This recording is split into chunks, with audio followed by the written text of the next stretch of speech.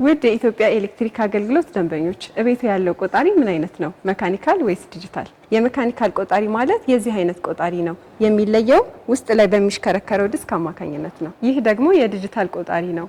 ወርሃዊ የኃይል ፍጆታው የሚታወቀው እንደ ቅድሙ በሽክርክሪት ሳይሆን እዚህ ላይ በሚታየው ቁጥር አማካኝነት ነው።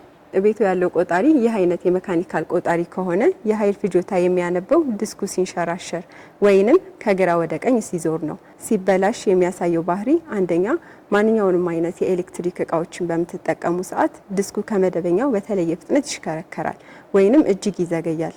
ሁለተኛ የዲስኩ አቅጣጫ ቀይሮ ከቀኝ ወደ ግራ ይሽከረከራል። ቤቱ ያለው ቆጣሪ ይህ አይነት የዲጂታል ቆጣሪ ከሆነ ሲበላሽ የሚያሳየው ባህሪ አንደኛ ብልጭ ድርግም የምትለዋ መብራት ትጠፋለች ወይንም እንደ በራሽ ትቆማለች። አሊያም ከመደበኛው በተለየ ፍጥነት ብልጭ ድርግም የምትለዋ መብራት ድግግሞሽ በጣም ይዘገያል ወይንም ደግሞ በጣም ይፈጥናል። ውድ ደንበኛችን እነዚህን ችግሮች በቆጣሪው ላይ የሚያስተውሉ ከሆነ ሳይዘገዩ ወደ አገልግሎት መስጫ ጣቢያ በመሄድ ያመልክቱ። የኢትዮጵያ ኤሌክትሪክ አገልግሎት ለደንበኞቹ ፍላጎት ቀድሞ የሚተጋ